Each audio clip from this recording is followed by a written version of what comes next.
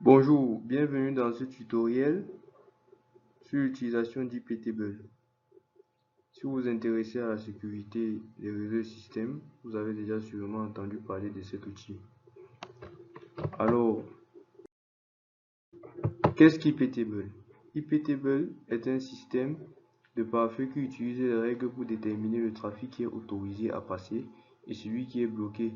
Les règles sont basées sur des critères tels que l'adresse IP source et de destination, le port, le protocole, etc.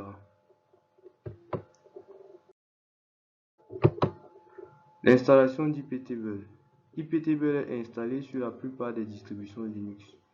Mais si ce n'est pas le cas, vous pouvez l'installer sur devienbar Ubuntu en ouvrant le terminal et en tapant la commande sudo apt-get install iptable.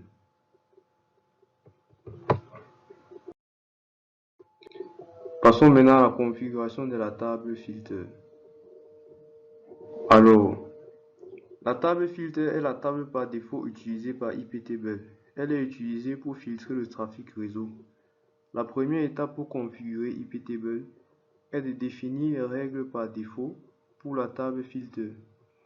Les règles par défaut déterminent ce qui se passe pour le trafic qui ne correspond à aucune règle spécifique. Les règles par défaut sont généralement définies à l'aide des commandes suivantes: sudo iptable-p input drop, sudo iptable-p forward drop et sudo iptable-p output accept. Ces commandes définissent la politique par défaut pour les chaînes input et forward à drop. La politique par défaut pour la chaîne output est accept, ce qui signifie que tout trafic sortant sera autorisé.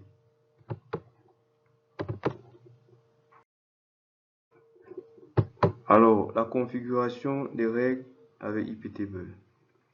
Une fois que les règles par défaut sont définies, vous pouvez commencer à ajouter les règles spécifiques pour autoriser ou bloquer le trafic en fonction de vos besoins. Les règles sont ajoutées en utilisant la commande iptable avec les options appropriées. Voici quelques exemples. Sudo iptable-a input-p tcp-6 2 fois dport 80-j accept. Cette commande permet d'autoriser le trafic HTTP entrant. Pour bloquer le trafic SSH entrant, tapez la commande ci-après. Pour autoriser le trafic DNS sortant, vous tapez également la commande ci-après. Et une fois que vous avez fini de configurer toutes vos règles, vous pouvez les sauvegarder pour qu'elles soient appliquées au démarrage du système. Pour ce faire, utilisez la commande suivante: sudo iptable-save /etc/iptable/rules.v4. Bien évidemment, ces règles seront enregistrées dans le fichier /etc/iptable/rules.v4.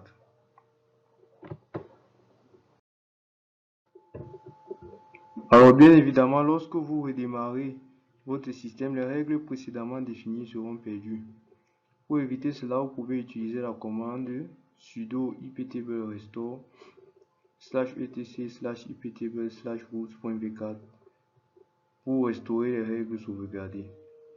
Pour vérifier si une règle IPTable fonctionne, vous pouvez effectuer les étapes suivantes. Première étape, utilisez la commande iptable-l pour afficher toutes les règles actuellement définies dans IPTable.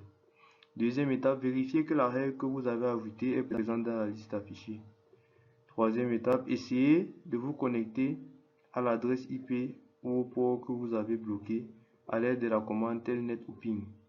Et enfin, vous pouvez également vérifier les journaux du système. Les journaux du système peuvent être trouvés dans le répertoire /var/log/. Alors, si vous rencontrez des problèmes avec une règle, vous pouvez la supprimer en utilisant la commande iptable-d.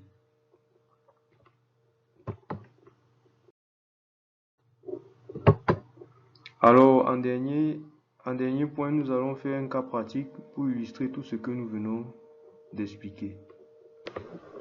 Nous allons donc passer au cas pratique. Alors, nous souhaitons permettre uniquement le trafic HTTP entrant sur notre serveur web Linux et bloquer tout autre trafic entrant. Nous pouvons configurer cela en utilisant IPTable comme suit. Tout d'abord, Définissez les règles par défaut pour la table filter en autorisant le trafic sortant et en bloquant tout autre trafic entrant. À l'aide des commandes sudo iptable-p input drop,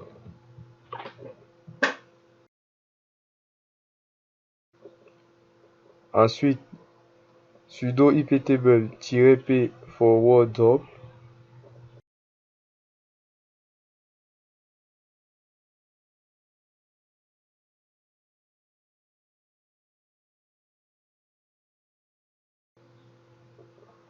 et enfin avec la commande sudo iptable-p output accept.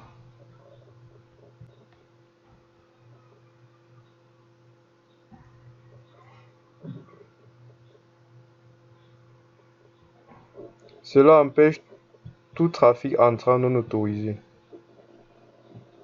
Bon, maintenant, nous allons ajouter une règle pour autoriser le trafic HTTP entrant à l'aide de la commande sudo iptable-a input-p tcp 2-d port 80-j accept.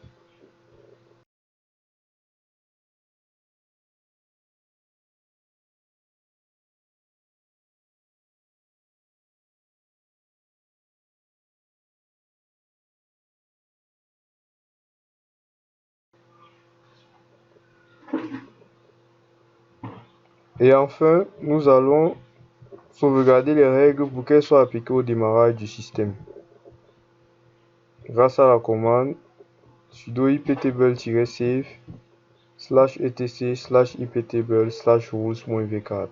Toutes les règles seront donc enregistrées dans le fichier rules.v4 suivant ce répertoire.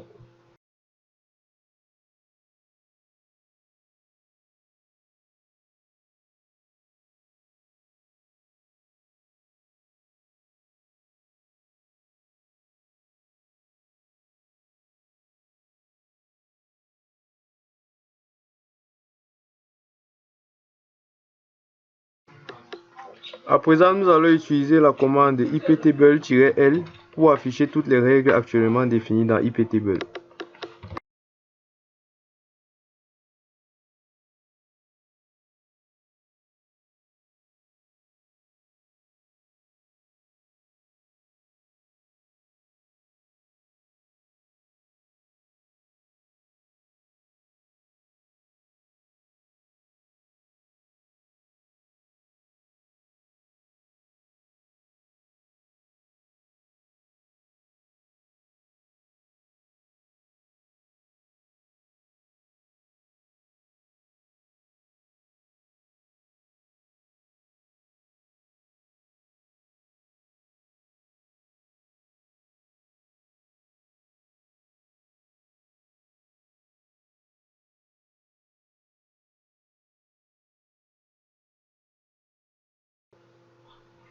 Vous avez donc appris comment utiliser iptable pour configurer un pare-feu sur votre système Linux.